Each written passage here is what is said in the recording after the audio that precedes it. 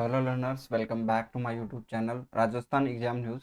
और हम आज डिस्कशन करने वाले हैं राजस्थान राज्य परिवहन निगम लिमिटेड के अंदर जूनियर अकाउंटेंट की जो पोस्ट आने वाली है उनके सिलेबस के बारे में।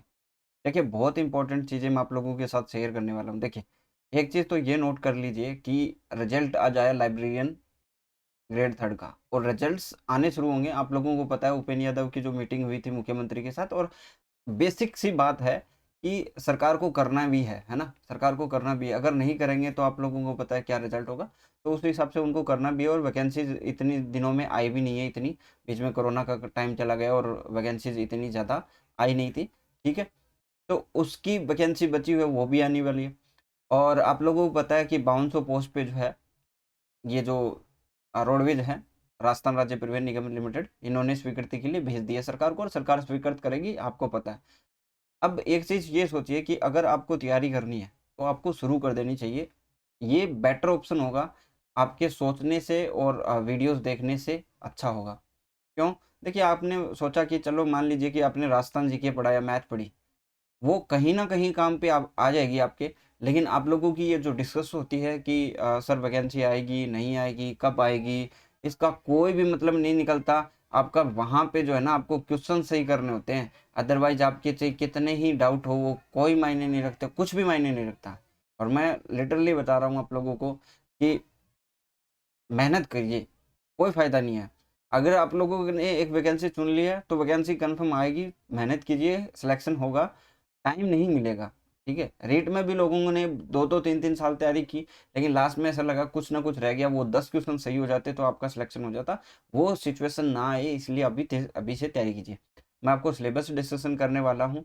देखिए, रोडवेज में जो पहले वैकेंसी आई थी, उसके अकॉर्डिंग हम देखने वाले हैं सिलेबस को, क्योंकि पीछे जो हुआ है उसी के हिसाब से देखेंगे। अब थोड़ा माइनर सा चेंज ये हो सकता है कि ये आपका जो अकाउंट्स है वो 60% हो सकता है, और बाकी का जो 40% होगा, उसमें से 60% आपका क्या ले लेंगे, राजस्थान, और 40% अदर सब्जेक्ट हो सकते हैं। बस इतनी सी एक अजम्पशन है। अब यहाँ पे जो पीछे वैकेंसीज आई थी, काफ़ी सारे लोग जो है पूछते हैं कैसी वैकेंसीज आती है। तो पीछे ये जो वैकेंसीज आई थी, बहुत कम कम वैकेंसीज आई थी। लेकिन जूनियर अकाउंटेंट की 130 थी, और अब की बार हमारे पास 150 है। और संगणक की इनके पास 26 थी, अब की बार में भी इससे ज़्यादा है, डबल ट्रिपल है, ठीक है? अच्छी वैकेंसी है। तो ये थी वैकेंसीज जब RCITC की 2013 के अंदर वैकेंसी आई थी। अब हम बात करने वाले हैं कि सिलेबस क्या रहेगा जूनियर अकाउंटेंट का, वही चीज़ हमें जाननी है। देखिए, पार्ट ए की बात करते हैं, तो 50 मार्क्स का आया था। करंट अफेयर आया था। करंट अफेयर में major current issues happenings, sports of state, national and international levels, जो कि एज इट इज पूछा जाता है आपका हमारे JVNL के अंदर। आप ये समझ सकते हो, JVNL और इनका जो सिलेबस है वो लगभग ऑलमोस्ट सेम है। ज्योग्राफी और नेचुरल रिसोर्सेज की बात करें, देखिए, bird physical feature of world, important place, mountains and oceans, ecology and wildlife of India, Rajasthan, physiograph, climate, vegetation, soil, region, broad physical division of Rajasthan, problems, population, employment, poverty, crowd, women. ये सारी चीज़ें जो है राजस्थान से related है, इसमें कुछ भी नहीं है। आप जितने ज़्यादा टॉपिक्स आप देख रहे हो, राजस्थान कंप्लीट ही आता है। और अब की बार में भी इसमें थोड़ा सा चेंजेस मिलने को मिल सकता है, राजस्थान का थोड़ा सा पोर्शन बढ़ा दे से इसमें दे रखा है। वैसे तो ज्योग्राफी, हिस्ट्री, सारी चीज़ें दे रखी है। ये agriculture and economic development, special reference to India and Rajasthan, ये सबसे इंपॉर्टेंट पॉइंट है। आप इसको नोट कर लो कि ये हमें हर सब्जेक्ट के लिए बहुत इंपॉर्टेंट तरीके से पढ़ना है। जो कॉमर्स के एग्जाम होते हैं, JVNL का हो उसमें भी पढ़ना है आपको, और संगणक का हो उसमें भी पढ़ना है, और आपको RCLTC के अंदर हो रहा है इसमें भी पढ़ना है। ये आपका इंपॉर्टेंट पार्ट है। देखिए, फूड और कॉमर्शियल क्रॉप्स ऑफ राजस्थान, कौन कौन सी जो है अनाज है और कौन सी कॉमर्शियल है। एग्रीकल्चर बेस्ड इंडस्ट्रीज कौन सी है, major irrigation, river valley projects हैं, projects for the development and desert and wastelands के लिए। मेजर इंडस्ट्रीज क्या है, tribes and there economy.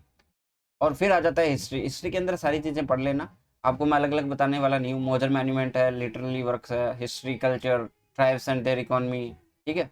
Music, dance and theatre, ये सारी चीज़ें राजस्थान के अंदर आती है, इसमें आपको अलग से कुछ भी नहीं देखना। यहाँ पे आपकी रीजनिंग है, general mental ability, logical reasoning and analytical ability, ये दोनों ही रीजनिंग के ऊपर आपको स्टेटमेंट और एजम्पशन पूछ सकते हैं। इंग्लिश, हिंदी और मैथमेटिक्स 10th स्टैंडर्ड की। Administrative sets of state, district, tehsil and panchayat Rajasthan, और बेसिक नॉलेज ऑफ कंप्यूटर। ये एडमिनिस्ट्रेटिव, आपको प्रशासनिक जो है इकाइयों के बारे में थोड़ा सा जानना होता है, ठीक है? तो ये था सिलेबस। तो मैंने कहा देखिए आपकी जेवीएनएल के अंदर करते हो सारी चीजें काम आएगी, संगणक के अंदर करते हो मैथ और कंप्यूटर आपको देखने को मिलता है, दोनों ही चीजें। और ये जो पोर्शन है ये आपको हर जगह मिलेगा। एग्रीकल्चर इकोनॉमिक डेवलपमेंट तो आपका देखिए कॉमर्स जैसी पोस्टों के लिए इंपॉर्टेंट होता है।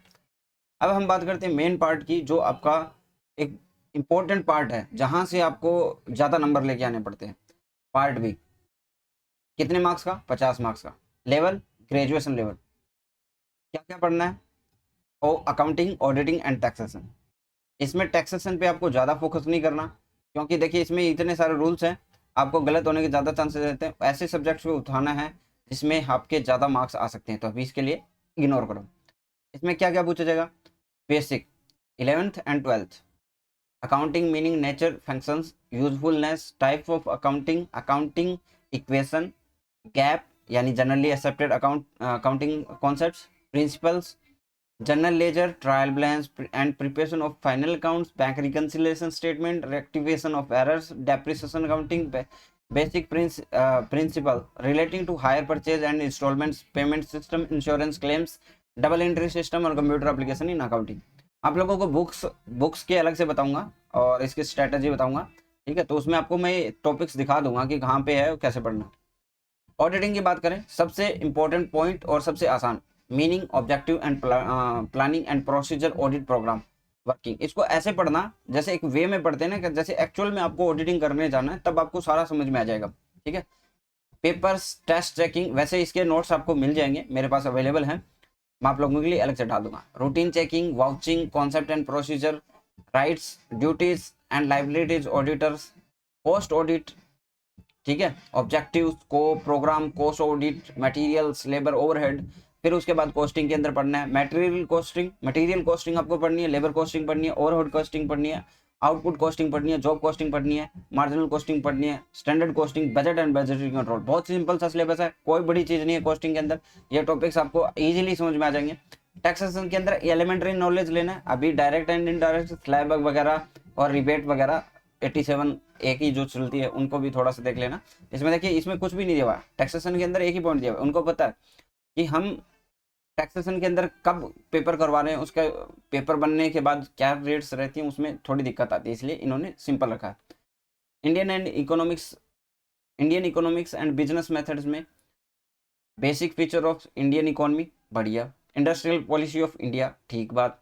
Industrial growth and prospects in India, role and problems of India sector in India. Business के अंदर concept, nature, scope, objective and social responsibility of business. Form of business organisation के अंदर पब्लिक सेक्टर पढ़ना है, cooperative पढ़ना है, function पढ़ने, इनकी इंपॉर्टेंस पढ़नी है और क्या लिमिट्स हैं इनकी वो पढ़नी।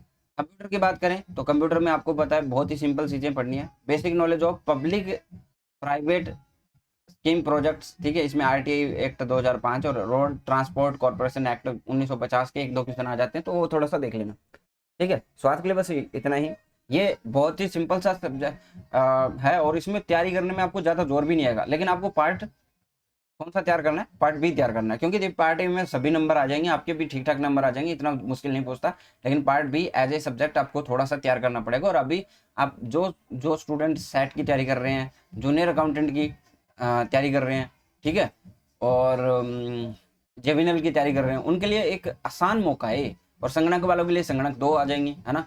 संगणक वालों के लिए भी 2 संगणक हो जाएगी, तो वो उसमें भी बेटर है। मैं संगणक का आगे आपको बताता हूँ कि आज सिलेबस रहेगा, उसको भी आप देख लेना। ये देखिए तैयार कर रखा है, ठीक है? तो मैं आप लोगों को बताता हूँ, उसके बाद आपको इसको तैयार करना अच्छे से। और देखिए तैयारी शुरू कीजिए, ऐसा नहीं होगा अब वैकेंसीज आ जाएंगी ना उसके बाद कुछ नहीं होना, ठीक है? आज के लिए बस इतना ही, नेक्स्ट क्लास में मिलते हैं, थैंक यू।